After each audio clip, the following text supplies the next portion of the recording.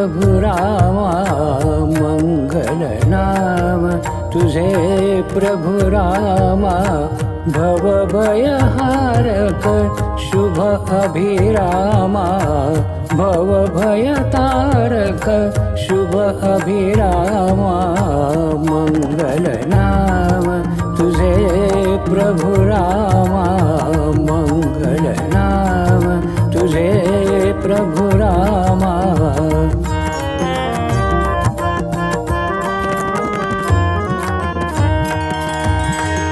अमृतमय तव चरित्र गाथा रामा रामा अमृतमय तव चरित्र गाथा रामा रामा श्रांत चित्त हो पावत पावन धामा मंगल नाम तुझे प्रभु रामा मंगल नाम तुझे प्रभु रामा।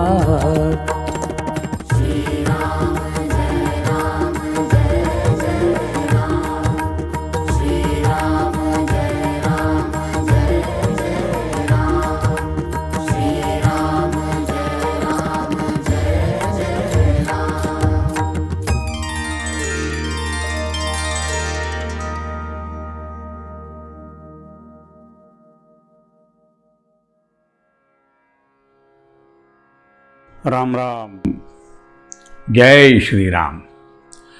श्रीमद् वाल्मिकी रामायण अयोध्याकांड सर्ग 67 आणि सर्ग 68। या सर्गामध्ये राजा दशरथाच्या मृत्यूनंतर दरबारामध्ये मार्कंडेयादी जे मुनी असतात, जो ब्राह्मण वर्ग असतो, तो ब्राह्मण वर्ग दरबारामध्ये जमलेला आहे आणि पुढे काय करायचं राज्यकारभाराच्या दृष्टीने याचा विचार विनिमय ते करीत असतात। त्यानंतर मग वसिष्ठांच्या आदेशाने 5 दूतांना केकय देशास पाठवून भरत आणि शत्रुघ्न यांना निरोप देण्यात येतो। अयोध्येमध्ये राजा दशरथाच्या मृत्यूनंतर जी रात्र आली ती रात्र अत्यंत कठीण गेलेली आहे। शोकसागरात सगळे बुडून गेलेले आहेत। रडण्या बेकण्यामध्ये सगळी रात्र ही निघून गेलेली आहे। ही रात्र त्यांना सगळ्यांनाच एवढी मोठी वाटली की कधी एकदा ती रात्र संपते असं त्यांना होऊन गेलेलं होतं।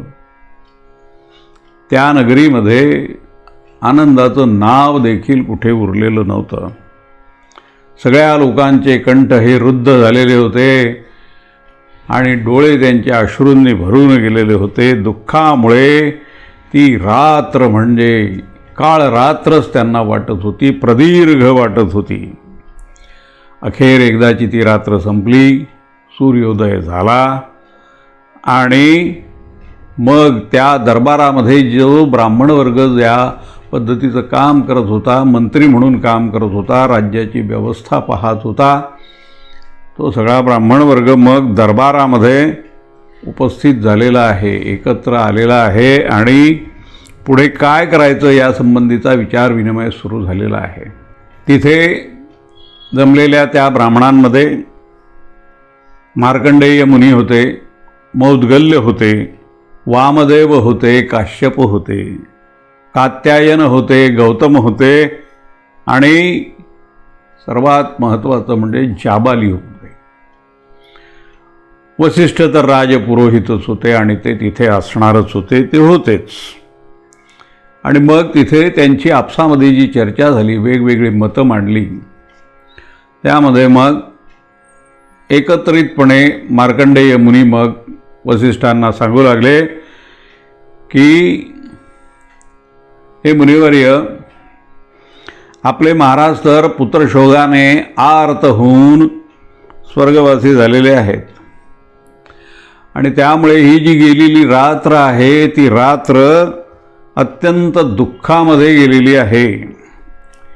आणि आम्हा लोकांना तर ती रात्र अगदी 100 वर्षांची रात्र असावी अशाच प्रकारे वाटत होतं. इतकी ती प्रदीर्घ वाटली आणि क्लेशदायक अशा प्रकारची ही रात्र होती.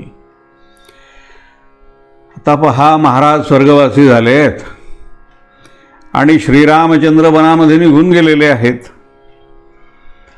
आणि आणखी जे 2 बंधू भरत आणि शत्रुघ्न आहेत ते केकय देशामध्ये आपल्या आजोळी आहेत.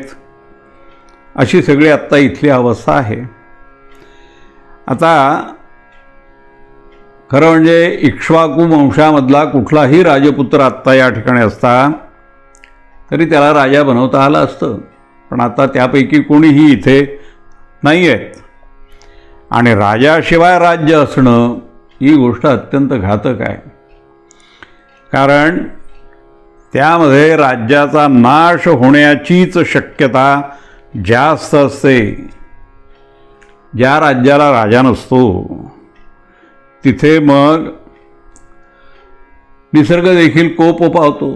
पाऊस पडत नाही, धान्य पिकत नाही, अगदी मुठभर देखील धान्य हे शेतामध्ये येईल की नाही अशा प्रकारची परिस्थिती निर्माण होते. राजा ज्या देशामध्ये नसतो त्या देशाला जो त्या देशातली अशी अवस्था होते की पुत्र पित्याला विचारत नाही, त्याची आज्ञा पाळायला तो नकार देतो किंवा भलतंच वागू लागतो. आणि जी स्त्री असते ती पतीच्या स्वाधीन राहत नाही, ती त्याचा अवमान करू लागते. राजाहीन देश जो असतो तिथे जे धन असतं लोकांच्याकडे ते धन देखील त्याला आपलंसं वाटत नाही. कारण कधी लुटारू येतील आणि लुटून नेतील अशा पद्धतीची अवस्था असते. कारण कोणी मालकच नसतो आणि कोणी संरक्षक नसतो. राजाशिवाय जो देश असतो त्या देशामध्ये पत्नी देखील त्या पुरुषाची पत्नी राहत नाही. कारण तिचं देखील हरण कधी होईल, कोण तिला घेऊन जाईल अशा पद्धतीची अवस्था तिथे निर्माण होते. राजारहित जो देश असतो त्या देशामध्ये अशा प्रकारचं महान असं भय निर्माण झालेलं असतं. आणि इतर कुठलं सत्य अशा देशामध्ये मग काही टिकून राहत नाही, अशी त्या देशाची अवस्था होते. राजाविना राज्यामधली जी माणसं असतात ती माणसं मग पंचायत भवन काही बनवत नाहीत, न्यायनिवाडे काही होत नाहीत. त्या राज्यामध्ये रमणीय उद्यानं निर्माण होत नाहीत, असलेली ही नष्ट होऊ शकतात. मग धर्मशाला, मंदिरं आणि पुण्यगृह यांचीही अवस्था वाईट होऊन जाते, दुरवस्था होते. असलेले नष्ट होतात, नवीन निर्माण होत नाहीत. जिथे राजा नसतो अशा जनपदामध्ये मग स्वभावतः जे यज्ञ करणारे द्विज असतात आणि कठोर व्रताचं पालन करणारे जितेंद्रिय अशा प्रकारचे जे ब्राह्मण असतात ते मग मोठमोठ्या यज्ञांचं अनुष्ठान करीत नाहीत, धजावतच नाहीत करायला. अशा यज्ञांमध्ये मग ऋत्विज आणि त्या यज्ञाचा जो यजमान असतो तो हेच फक्त उपस्थित असतात. अन्य लोक उपस्थित असण्याचा प्रश्न येत नाही. राजारहित अशा प्रकारचं जे जनपद असतं तिथे काही वेळेला महायज्ञाचा आरंभ होतो, होत नाही असं नाही, काही वेळेला होतो देखील. परंतु त्यात धनसंपन्न अशा प्रकारचे जे ब्राह्मण वर्ग असतात ते ऋत्विजांना योग्य अशी पर्याप्त अशी दक्षिणा देत नाहीत, वंचित ठेवतात. असा हा अराजक देश तयार होतो. अराजक देशामध्ये राष्ट्रास उन्नतीशील बनवणारे असे जे उत्सव असतात ज्यामध्ये नट आणि नर्तक हे अत्यंत आनंदाने आपापली कला सादर करत असतात, त्याचं प्रदर्शन करत असतात, ते होत नाही. कारण तेवढं वातावरण मोकळं नसतं, संरक्षित झालेलं नसतं आणि त्यामुळे ह्या गोष्टी ते करू शकत नाहीत. राजाशिवाय जे राज्य असतं तिथे न्यायनिवाडे होताना वादी आणि प्रतिवादी जे आहेत ते न्यायनिवाडे संतोषजनक होत नाहीत. न्याय मिळाला असं कोणालाही वाटत नाही. अन्याय झाला अशाच प्रकारच्या भावना असतात. व्यापाऱ्यांना नफा मिळवता येत नाही, लाभ मिळवता येत नाही आणि ज्या चांगल्या कथा सुरू असतात त्या कथा ऐकणारे जे श्रोते असतात ते कथावाचक जे पौराणिक असतात त्यांच्या कथांनी त्यांना काही आनंद होत नाही, प्रसन्नता काही प्राप्त होत नाही. अशी सगळी राजारहित जे राज्य असतं त्या राज्याची अवस्था होते. राज्यामध्ये त्यावेळेला सोन्याच्या आभूषणांनी कुमारिका सजत नाहीत, एकत्र येत नाहीत आणि संध्याकाळी उद्यानामध्ये त्या जे वेगवेगळ्या प्रकारच्या क्रीडा करत असतात त्या क्रीडा देखील त्या करीत नाहीत. कारण सर्वत्र भय असतं आणि भय असल्यामुळे त्या हे करू शकत नाही. राजाविना राज्यामध्ये जे धनवान लोक असतात त्या धनवान लोकांची सुरक्षितता कोणी करू शकत नाही. कृषी आणि गोरक्षण करणारी जे लोक असतात ते खरं म्हणजे राजा ज्या देशाला असतो त्या देशामधले हे सगळे लोक निर्धास्त असतात. रात्रीच्या वेळेला अगदी घराचा दरवाजा देखील ते बंद करत नसतात. परंतु राजाच नसेल तर ते लोक देखील निर्धास्तपणे जगू शकत नाहीत अशी अवस्था होते. काही वेळेला राजारहित राज्यामध्ये माणसं आपापल्या स्त्रियांना घेऊन वाहनांमधून प्रवास करू शकत नाहीत, दूरवर कुठे जाऊ शकत नाहीत. कारण असा वनविहार हा त्यांच्या अंगाशी येऊ शकतो. त्यामुळे ते हे धाडस कधी करत नाहीत. त्यानंतर आणखी काही गोष्टी घडत असतात. ते म्हणजे हत्ती जे असतात ते 60 वर्षांचे झाले की त्यांच्या गळ्यामध्ये जी घंटा अडकवली जाते आणि ते जे रस्त्यावरती फिरत असतात तर ते राजा असतानाच्या काळामध्ये निर्वेदपणाने चाललेलं असतं. पण जिथे राजाच नाही तिथे ही गोष्ट घडून येत नाही. राजाशिवाय जे राज्य असतं तिथे धनुर्वेदाचा जो अभ्यास काळ असतो त्या काळामध्ये जे लक्ष असतं, धनुर्वेदामध्ये लक्षाला फार महत्त्व आहे. ते लक्षवेध काही तिथे नीट रीतीने होत नाही. ती प्रत्यंचा लावली जात नाही, ते बाण सोडले जात नाहीत आणि तो जो आवाज त्यावेळेला होत असतो करतलाचा तो ध्वनी देखील कानावर पडणं कठीण असतं. कारण ह्या गोष्टी घडतच नसतात. मग ते कानावर पडण्याची गोष्ट दूरच असते. त्यानंतर दूरवर कुठेतरी जाऊन व्यापार जो घडत असतो तो देश जर सुरक्षित असेल तरच हे होऊ शकतं, अन्यथा हे होऊ शकत नाही. तो मार्ग निर्वेध नसतो, क्षेमकारी नसतो. ज्या ठिकाणी खरोखर कोणीही राजा नसतो ना त्या ठिकाणी मग संध्याकाळ होईल तिथे मुक्काम करणं कठीण जातं. कारण चोरी चपाटीचं भय असतं, मुक्काम करता येत नाही. त्यानंतर आणखीही काही गोष्टी घडत असतात. त्या गोष्टी म्हणजे अशा की परमात्म्याचं ध्यान करणारे जे तपस्वी लोक असतात ते रानावनामध्ये एकटे मग फिरू शकत नाही. कारण त्यांना देखील मग तिथे भय उत्पन्न झालेलं असतं. ते तपश्चर्या देखील निर्वेदपणाने करू शकत नाही. अराजक देशामध्ये लोकांना मग अप्राप्त वस्तूंची प्राप्ती आणि प्राप्त वस्तू ज्या होतात त्याचं रक्षण करणं या सगळ्याच गोष्टी अतिशय त्रासदायक होतात, कठीण असतात. राजाच नाही तर वस्त्राभूषणांनी अलंकृत होऊन सुखाने कुठे फिरताही येत नाही आणि म्हणून मग हृष्टपुष्ट उत्तम घोडे, रथ ह्या गोष्टी देखील असत नाहीत. त्या देखील हळूहळू नष्ट होतात. राजाशिवायचं जे राज्य असतं तिथे मग शास्त्र विशारद अशा प्रकारचे जे विद्वान माणसं असतात ती वनामध्ये बसून उपवनामध्ये बसून जी शास्त्रचर्चा करत असतात, त्यामध्ये काही गोष्टी ठरवत असतात, निष्कर्ष काढत असतात. अशा प्रकारची शास्त्रचर्चा तत्त्वचर्चा अशा ठिकाणी होत नाही. कारण राजाचं संरक्षणच नाही म्हटल्यानंतर मोकळेपणाने कोणालाही कुठेही वावरता येत नाही. देवपूजा करणारे जे लोक असतात ते देवांच्या पूजेसाठी मग फूल, नैवेद्य, दक्षिणा इत्यादी गोष्टी ही करू शकत नाहीत. ते मनापासून कुठल्याच गोष्टी करू शकत नाहीत.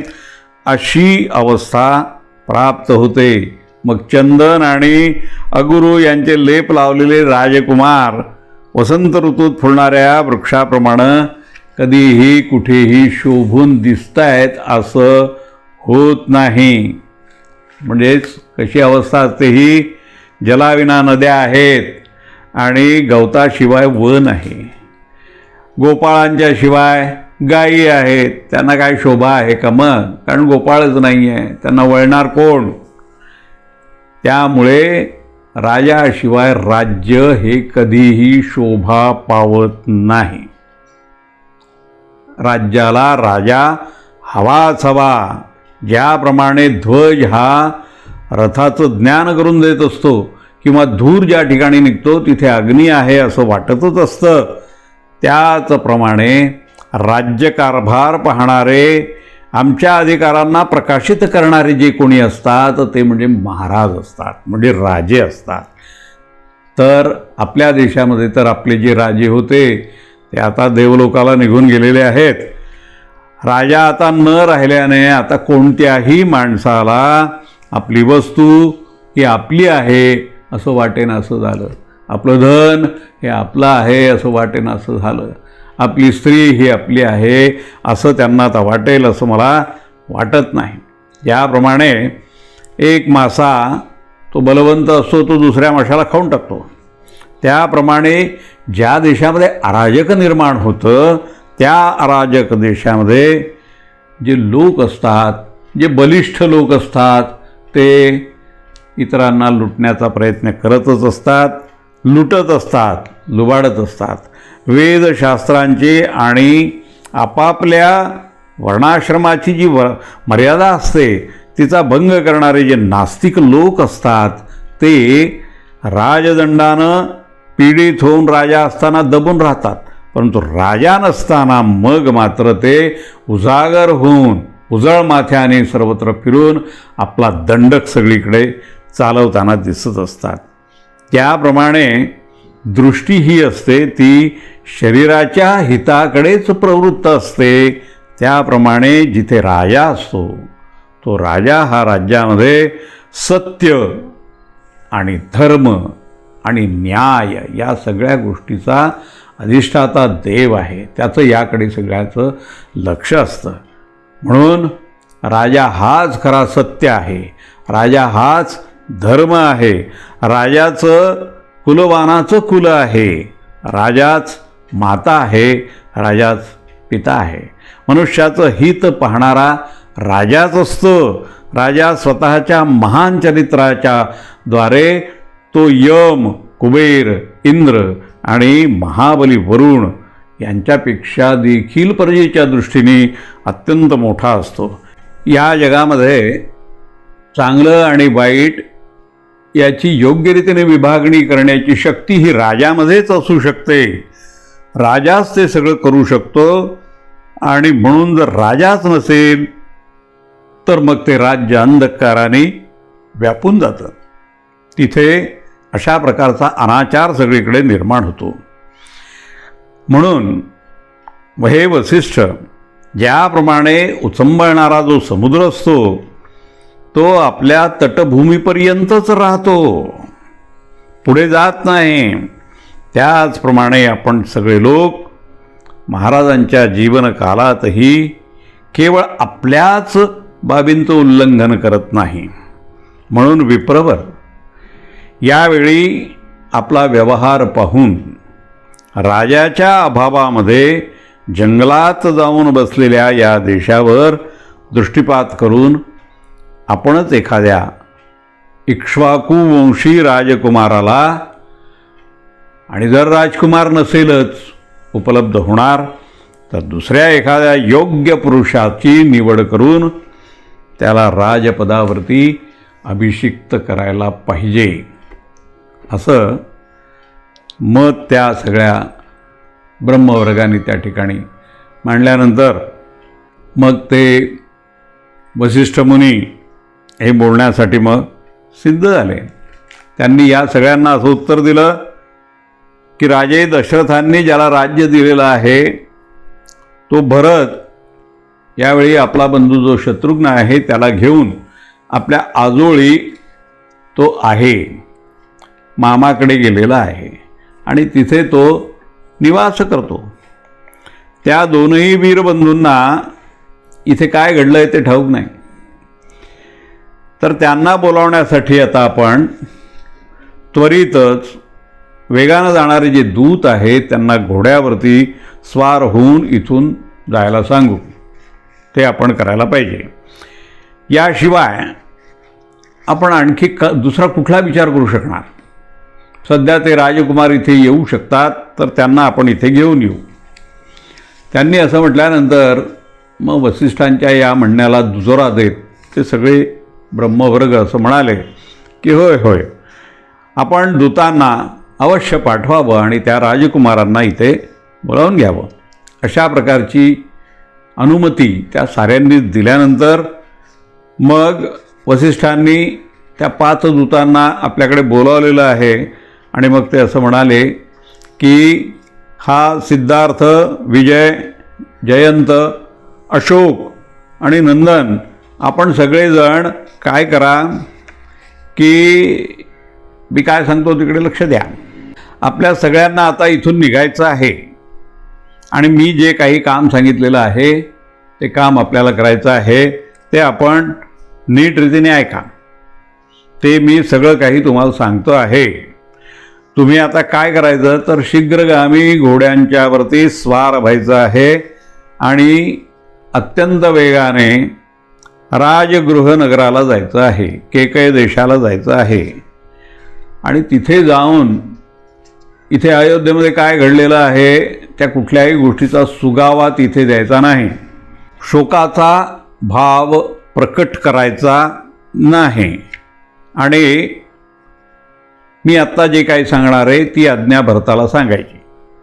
त्याला असं म्हणायचं की हे कुमार, पुरोहित आणि इतर जे सगळे मंत्री आहेत त्या मंत्र्यांनी आपलं कुशलमंगल विचारलेलं आहे, त्यांनी चौकशी केलेली आहे आणि आपलं मंगल चिंतिलं आहे.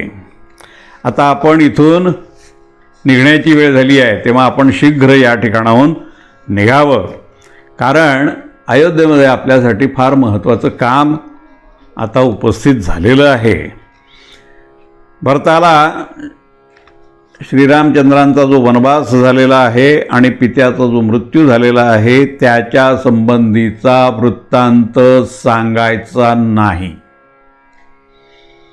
त्याला यापैकी कुठलीही गोष्ट सांगायची नाही. या परिस्थितीमुळे रघुवंशीयामध्ये जो शोक निर्माण झालेला आहे, या अयोध्या नगरीमध्ये जो शोक निर्माण झालेला आहे त्याचीही चर्चा भरताकडे करायची नाही. केकयराज आणि भरत यांना भेट देण्यासाठी म्हणून रेशमी वस्त्र आणि इतर आभूषणं घेऊन तुम्ही इथून त्वरित निघायचं आहे. केकय देशास जाणारे ते जे दूत होते त्यांना रस्त्याने जो काही खर्च येत असतो तो खर्च दिल्यानंतर चांगले घोडे त्यांना देण्यात आले आणि ते घोडे आणि ते सगळं घेऊन ते आपापल्या घरी गेले. प्रवासाची सगळी तयारी त्यांनी पूर्ण केली आणि वसिष्ठांची आज्ञा घेऊन ते सगळे दूत मग अत्यंत वेगाने केकय देशाकडे निघालेले आहेत. अपर्ताल नावाचा जो पर्वत आहे त्या पर्वताच्या दक्षिण भाग आणि दुसरा एक पर्वत आहे प्रलंबगिरी. त्या प्रलंबगिरीचा उत्तर भाग याच्यामध्ये 2 पर्वतांच्या मधून मालिनी नावाची एक नदी वाहते. त्या नदीच्या तटावर ते सगळे गेलेले आहेत आणि मग तिथून पुढे ते हस्तिनापुरात जाऊन पोचलेले आहेत. हस्तिनापुरात पोचल्यानंतर मग गंगा नदी त्यांनी पार केलेली आहे आणि मग ते पश्चिम दिशेकडे गेलेले आहेत. तिथे गेल्यानंतर ते पांचाल देशात पोचलेले आहेत. पांचाल देशातून लगेचच ते कुरुजांगल प्रदेशातून आणखी पुढे निघून गेले. तिथे गेल्यानंतर त्यांना मार्गामध्ये सुंदर फुलांनी मंडित असल्या प्रकारची अनेक सरोवरं लागलेली आहेत. निर्मल जलाच्या नद्यांचं दर्शन त्यांनी घेतलेलं आहे आणि असं करत करत तीव्र गतीने ती 5ही दूत मोठ्या वेगाने पुढे निघालेले आहेत. त्यानंतर मग ते स्वच्छ जलाने जे सुशोभित झालेलं, पाण्याने भरलेलं, चांगल्या चांगल्या पक्ष्यांनी ज्या ठिकाणी निवास केलेला आहे अशा शरदंडा नदीच्या तटावरती जाऊन पोचलेले आहेत. आणि तिथून ते आणखी पुढे निघून गेले, वेगाने निघून गेले आणि त्या नदीला त्यांनी पार केलेलं आहे. शरदंडेच्या पश्चिम तटावरती एक दिव्य अशा प्रकारचा वृक्ष होता. अशी वदंता होती की त्यावरती देवतेचा निवास आहे आणि म्हणून तिथे जी याचना केली जाते ती याचना सफल होत आहे असं त्यांना सगळ्यांनी सांगितलं. म्हणून त्याचे नाव सत्योपयाचन अशा प्रकारचं होतं. तर त्या वंदनीय वृक्षाच्या निकट ते पोचलेले आहेत आणि मग त्या वृक्षाचं दर्शन त्यांनी घेतलं, त्याला प्रदक्षिणा त्यांनी घातली आणि मग ते पुढे निघाले. पुढे ते कुलिंगा नावाच्या नगरीमध्ये प्रवेश करते झाले. तीही नगरी त्यांनी पार केली आणि मग तेजोभी भवन नावाचं एक सुंदरसं गाव त्यांना लागलेलं आहे. त्या गावामधूनही ते पुढे निघून गेले. अबिकाल नावाच्या गावाला जाऊन ते पोचलेले आहेत. तिथून पुढे निघाले आणि मग राजा दशरथाचा जो पिता आणि पितामहांच्या द्वारे ज्या ठिकाणी पुण्यसलीला इक्षुमती नदी जी होती त्या नदीला देखील त्यांनी मग पार केलेलं आहे. तिथे केवळ अंजलीभर असं जल त्यांनी प्राशन केलं आणि ते थांबले नाही आहेत. त्या ठिकाणी तिथे सुद्धा तपस्या करणारे जे पारगामी जे ब्राह्मण होते त्यांचं त्यांनी दर्शन घेतलं आणि ते पुढे निघाले. बाल्लिक देशाच्या मध्यभागी असलेल्या सुदामा नावाच्या पर्वतापाशी ते येऊन पोचलेले आहेत. त्या पर्वताच्या शिखरावरती भगवान विष्णू हे स्थिर होते. त्यांची चरणचिन्ह त्या ठिकाणी होती. त्यांचं दर्शन त्यांनी घेतलेलं आहे. विपाशा नदी आणि मग तिच्या तटावरती जो शाल्मली वृक्ष होता त्याच्या जवळ ते येऊन पोचले. तिथूनही मग ते पुढे निघाले. नद्या, विहिरी, तलाव, सरोवर, नाना प्रकारचे वनजंतू, सिंह, वाघ, मृग, हत्ती सगळ्यांचा पार करीत त्यांचं दर्शन घेत घेत अत्यंत विशाल अशा मार्गाने ते पुढे निघून गेले. ते आपल्या स्वामींची आज्ञा पाळण्याची इच्छा करणारे दूत होते. त्यामुळे कुठेही फारशी विश्रांती न घेता ते पुढे पुढे जात होते. त्या दूतांचे मग ते घोडे चालता चालता चालता चालता थकून गेलेले आहेत. तो मार्ग फार दूरचा असल्यामुळे उपद्रवरहित होता. ते जर जवळच्या मार्गाने गेले असते तर त्यामध्ये उपद्रव त्यांना जास्त झाला असता. मग तो मार्ग पार करून ते दूत अत्यंत शीघ्रतेने फारसे कष्ट न करता श्रेष्ठ नगरी जी गिरिव्रज होती तिथे जाऊन ते पोचलेले आहेत. आज्ञा देणारे स्वामी वसिष्ठांचे ते अगदी प्रिय असेच होते. प्रजावर्गाचे रक्षण करणारे होते. महाराज दशरथाचे ते वंश परंपरागत अशा प्रकारचे सेवक असल्याने भरताने राज्याचा स्वीकार करावा अशा तत्परतेच्या इच्छेने ते दूत मोठ्या घाईने चालत चालत रात्रीच त्या नगरामध्ये जाऊन पोचलेले आहे. या ठिकाणी सर्ग 67 आणि सर्ग 68 हा पूर्णत्वास गेलेला आहे. श्रीराम.